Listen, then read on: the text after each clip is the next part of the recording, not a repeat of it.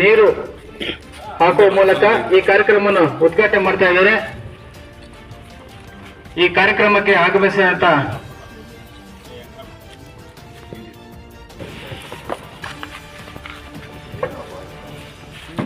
ಎಲ್ಲ ಪೌರ ಕಾರ್ಮಿಕರಿಗೂ ಸ್ವಾಗತ. ಹಾಗೂ ಇವತ್ತು ಹಮ್ಮಿಕೊಂಡಿರುವ ಕ್ರೀಡಾಕೂಟ ಏನಿದೆ ಅಂದರೆ ನಿಮ್ಮಲ್ಲಿ ಉತ್ಸಾಹ ಹೆಚ್ಚೋದು. ಪೌರ ಕಾರ್ಮಿಕರು ಹೇಳಿದ್ರೇನು ನಾವು ಬರೀ ಸ್ವಚ್ಛತೆ ಅಂತೀವಿ, ಅವರೇ ಇಲ್ಲ ಅಂದರೆ ಶ್ರೀನಿವಾಸ್ ಊರೇ ಆಗಲಿ ನಾಡಾಗ್ಲಿಕ್ಕೆ ಇವತ್ತು ಗಿಡ ಎಷ್ಟು ಇಂಪಾರ್ಟೆಂಟ್ ಆಕ್ಸಿಜನ್ ಕೊಡೋದಕ್ಕೆ ಊರಿಗೆ ಮುನ್ಸಿಪಾಲಿಟಿ ಮತ್ತು ಪೌರ ಕಾರ್ಮಿಕರು ಅಷ್ಟೇ ಇಂಪಾರ್ಟೆಂಟು.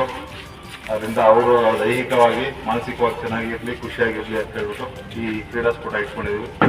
ಇದರಲ್ಲಿ ಎಲ್ಲರೂ ಚೆನ್ನಾಗಿ ಭಾಗವಹಿಸಿ ಉತ್ತೇಜದಿಂದ ಆಡಬೇಕು, ಖುಷಿಯಾಗಿರ್ಬೇಕು. Thank you. ನಮಸ್ಕಾರ.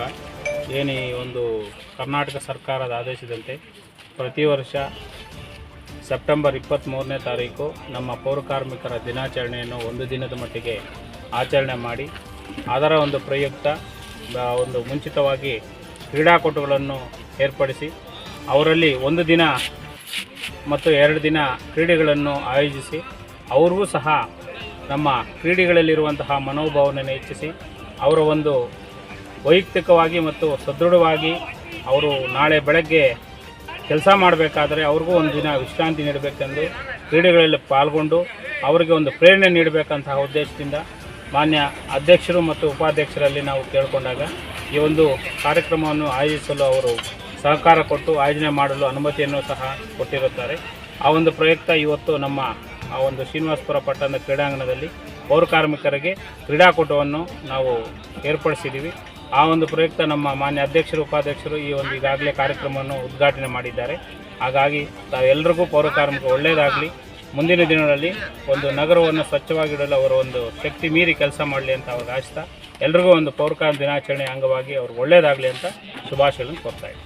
So cricket, running race, spoon and lemon, musical chair, ಗುಂಡೆಸಿತ ಮತ್ತು ರಂಗೋಲಿ ಸ್ಪರ್ಧೆಯನ್ನು ನಾಳೆ ಅರೇಂಜ್ ಮಾಡಿಸ್ತೀವಿ. ಅವ್ರಿಗೆ ಅದು ಮಹಿಳೆಯರಿಗೆ ಮಾತ್ರ ಮಾಡ್ತಾ ಇದ್ವಿ.